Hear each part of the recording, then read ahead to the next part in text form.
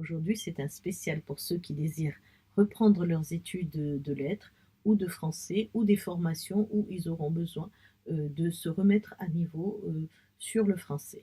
Après cette période de l'école à la maison et ce confinement qui a souvent remis en cause notre mode de vie. Voici quelques outils. Ils ne sont pas exhaustifs, mais c'est quand même un bon début pour ceux qui sont angoissés, pour ceux qui se demandent par où commencer avant les inscriptions, avant que les profs et les formateurs vous donnent leur bibliographie. Tout d'abord, quel que soit votre temps d'interruption, le temps de coupure que vous avez eu avec l'écrit littéraire ou l'écrit scolaire, il est indispensable de se remettre à lire et à écrire en même temps. C'est vrai que c'est pas toujours facile, mais il faut toujours essayer de se dégager un petit moment pour lire et un petit moment pour écrire, pour remettre en ordre ce qu'on a compris. C'est à peu près un bon compromis. Surtout si vous n'avez pas rédigé depuis un moment. C'est comme le vélo, la course à pied, cela ne se perd pas, mais il faut se remettre en selle et aussi être bien chaussé. Alors, par quoi commencer? Alors déjà, relire ces classiques, hein, un par siècle, un classique, un siècle, ça reste un bon compromis. Au XVIIe siècle, donc Racine, hein, dans le théâtre, dans ces tragédies, vous avez aussi le choix, un Molière, par exemple. Pour le XVIIIe siècle, je vous propose Montesquieu, les lettres persanes, ou Voltaire. Parmi les contes philosophiques, vous avez aussi du choix.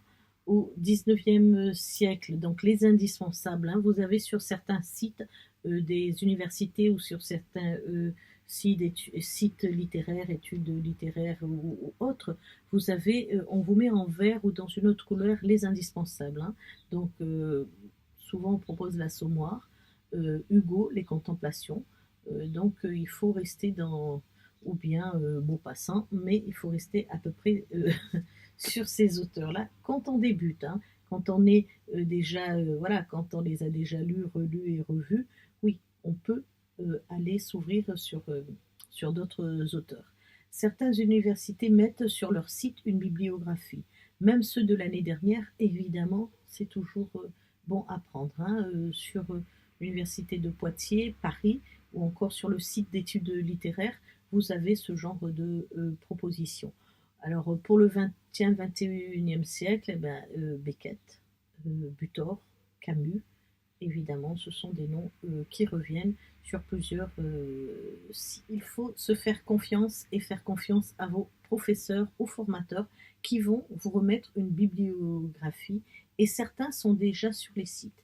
Et même ceux de l'année dernière restent un bon début si le programme n'a pas changé. Parallèlement, rédigez, écrivez, lancez-vous, commencez par mettre quelques mots sur une page.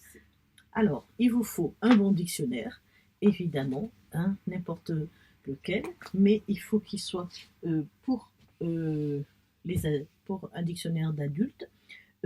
Un livre de grammaire, alors moi, j'utilise celui-ci, mais évidemment, vous pouvez prendre, il y en a plein, et dans toutes nos librairies, vous avez des personnes qui peuvent vous conseiller sur le choix d'une grammaire pour se remettre à niveau, parce que bon ben, ça marque mal de faire des fautes d'orthographe, surtout à l'écrit, parce qu'à l'oral, des fois, on arrive à passer, mais à l'écrit, c'est plus difficile.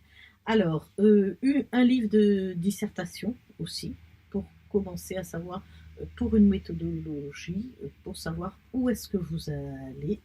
De l'histoire littéraire, évidemment. Alors, les histoires littéraires, vous avez des gros pavés comme ceux-ci, mais bon, qui sont au début pas faciles à lire, mais vous pouvez aussi vous avez l'histoire de la littérature en jeu. Et donc là, c'est beaucoup plus simple, puisque c'est un personnage ou une situation, un mouvement, c'est vraiment résumé, c'est succinct, et ça vous permet de vous situer dans cette histoire littéraire française. Si j'ai oublié un point important, vous avez tout le loisir de me le rajouter en commentaire. Donc je vous souhaite une bonne reprise.